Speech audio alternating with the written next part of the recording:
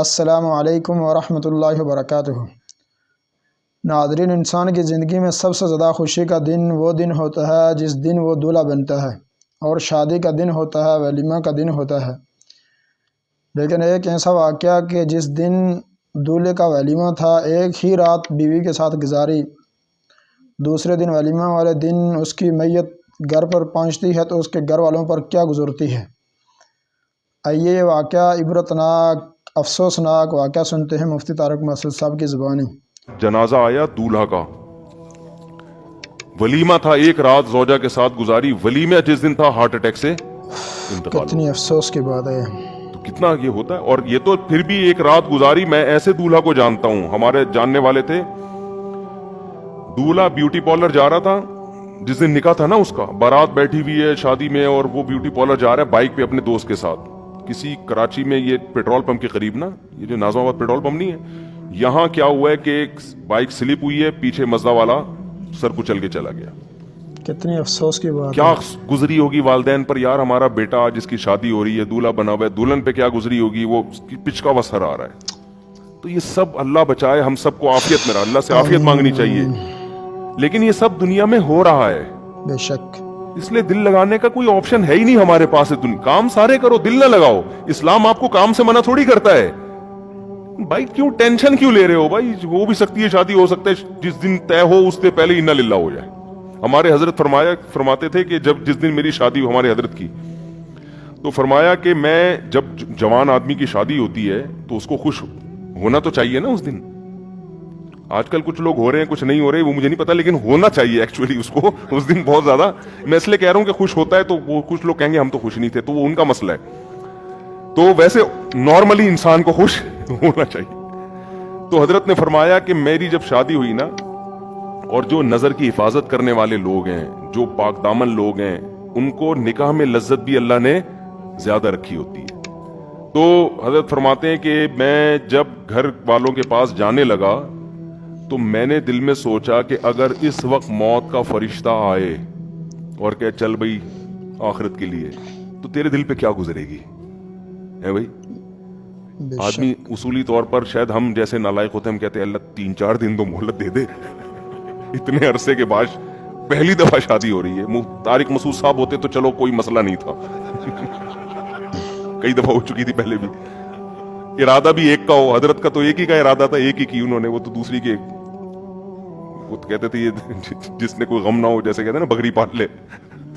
تو کیا حالت ہوگی، اور پاک دامن، اور ہمارے حضرت کی صحت بھی بڑی زبردست تھی۔ میرے شیخ حضرت مفتی رشید احمد صاحب رحمہ اللہ تعالی لدھیانہ کے، پنجاب کے تھے، سب سنوبر کے تنے جیسا ان کا قد تھا ماشاءاللہ، بہت زبردست صحت حضرت کے۔ جب بھی کئی واقعات ہیں حضرت کے، جب بھی تو نہیں کہہ سکتا، واقعات ہیں انوار الرشید میں جو ان کی کتاب ہے، اس میں لکھے ہوئے ہیں کہ کلائیاں توڑی ہیں پھڈوں کے دوران، ٹھیک ہے نا، پہلوانوں کی کلائیاں توڑی ہیں، تھے دبلے پتلے تو، لیکن جب ان کی لڑائیاں ہوئی ہیں نا پھڈوں کے دوران، پہلوان کی کلائیاں توڑی ہیں، 2-3 پہلوانوں کی، کسی کی کلائی توڑ دی، کسی کا سیٹنگ آؤٹ ہو گئی، بھاگ گئے وہ، تو بہت زبردست فائٹ کرنا جانتے تھے، بڑی خاندانی صحت رکھی ہوئی تھی۔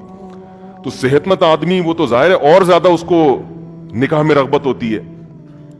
تو حضرت فرماتے ہیں میں نے اپنا محاسبہ کیا، وہ ہر وقت نا اپنے آپ کو چیک کرتے تھے یہ بڑے لوگ کہ ہم آخرت سے غافل تو نہیں ہو رہے کہیں، یعنی ہر وقت چیک، دنیا کی نعمتیں تو ساری رکھنی ہیں، لیکن آخرت کو ہمیشہ دنیا پہ ترجیح، بھائی تیار ہر وقت موت کے لیے۔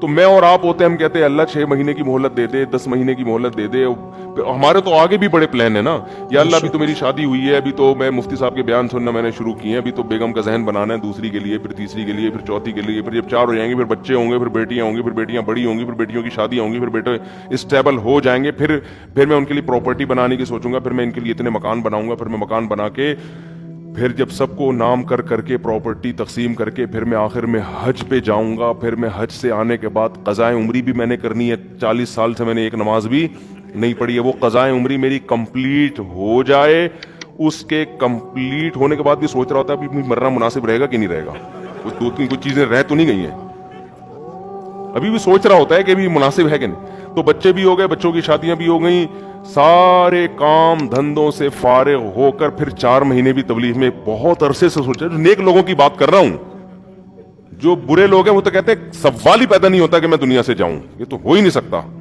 جو نیک ہے پرہیزگار ہیں ان کی بات. پھر آخر میں یار ہم 4 مہینے بھی تبلیغ میں، ہم نے کب سے سوچا ہوا تھا جب سب کاموں سے فارغ ہوں گے تو حج کیا، پھر 4 مہینے کے لیے تبلیغ میں جا کے فارغ ہو کر آئے. پھر اے اللہ، پھر اگر فرشتہ آ جائے تو مجھے شاید کوئی اعتراض نہ ہو.